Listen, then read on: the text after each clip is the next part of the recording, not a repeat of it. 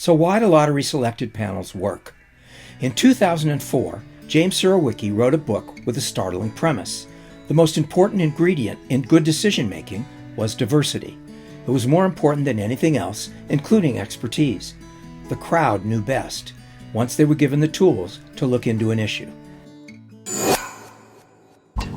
You get maybe 100 to 150 people together, picked almost at random, like jury service, but as close as possible to the social distribution of the UK as a whole.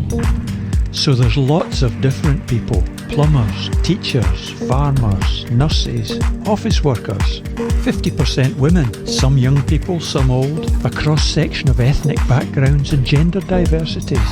The wealthiest 1% only get 1% representation.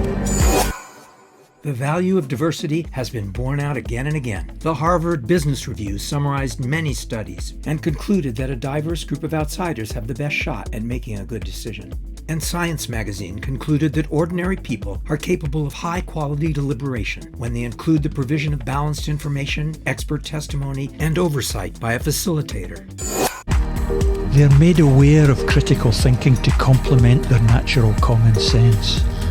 They have opportunity to shape the process and the agenda. They talk to experts, they talk and listen to each other. When they finish, they decide what the best way forward is and instruct the government to act. Citizens, when you leave them to these assemblies without much in the way of control over top of them, they don't actually make crazy, reckless decisions. And there have been assemblies in other areas of the world too. I mean, there have been assemblies in Canada, for example, on electoral reform. Actually, they get together and they talk, and they come to compromises, and they do consider things. So there's not really a major mystery of how to do this. You just randomly select some people, which we already do anyway when we do jury service. You put them in hotel rooms for a couple of weekends or however long it takes and see what comes out of it. Very rarely, I'm going to say never, do we see a general prejudice. I get the question from elected representatives all the time: if I let citizens go at this issue, pick your area. They won't like old people. They'll cancel Meals on Wheels. And it just never happens. We exist as a research foundation for this reason, to test it out, and we've never seen a group of people come back and act, frankly, out of pure self-interest and beggar thy neighbour somewhere else. And there is evidence that this is succeeding in giving people more influence over policies made by politicians. Of 55 cases analysed by the OECD, 3/4 of public authorities implemented over half of the recommendations made by citizens. In just over a third of cases, they implemented all of them. It makes sense in public policy to involve diverse citizens with access to a variety of experts. All policy decisions are complex and ramify. You need many kinds of experts to get a purchase. But expertise alone isn't enough, because expertise is not judgment. Judgment requires broad knowledge. Experts are good at supplying facts, not so much at advice. Your best shot is to have lots of different kinds of people in charge, ordinary people who are going to be affected by the policies. We take a randomly selected group of people, give them time and access to information, all the information that they need, whatever it is they want, and give them the space in a jury environment to actually answer a difficult question that a council or a government has put to them. What is council doing now that they could or should keep doing? Maintenance, safety are considered adequate. Well, I disagree. This is about getting a diverse group of everyday people to come together and to bring the different perspectives and skills and life experiences that they have and give them a chance to share that and to discuss that and to look at an issue through those individual lenses, and as a whole then come up with an answer to something that their government has put to them that is often a tricky or a difficult one to answer. On fossil fuels and fuel priority everything.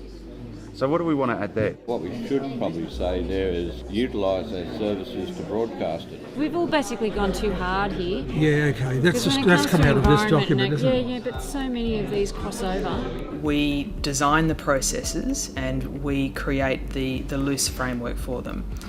But from there, when we bring the jury together, we hand that process over to them, and so they can set the direction and set the tone and set the rhythm and the pace. I think the fact that we get to choose some of the speakers and the information we might need, and that there's plenty of time for reflection, is excellent. We have a facilitator that will help us know who we need to speak to get the information that we need. It is a lot of work and a lot of research, and there are all kind of people here from all kind of professions. We all try to reach agreement what's benefiting the community. We trust a jury of our peers to decide criminal guilt or innocence, so why not trust a jury of people in a community to answer a question that their government has put to them? It's not necessarily what anyone else. Okay, have a vote on it now. We can't predict what that answer is going to be, but what we can predict is that it is usually a life-changing experience for the people who are involved, and that they will come out of it feeling very empowered at the process that they've been through and quite committed to the recommendations that they make. I feel privileged as well and lucky to have a bit of a say in where it's going. It's been a real privilege for me to be involved with this new democracy. It has opened my eyes to the way the councils operate. I think that this process does really a lot for the principle of democracy. This is really about finding a way to unlock the insight and the informed opinions of everyday people. In doing so, what we enable governments to do is to help make decisions that the rest of the community can trust, because they can look at it and see that everyday people like them, their neighbours, their friends, their family, their colleagues, they were all part of that decision-making process. And for us, that's about putting people back at the heart of democracy.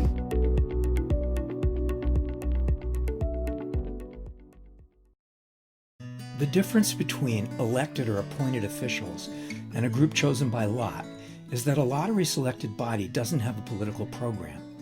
Rather, it embodies the values of increased civic participation and deliberative decision-making.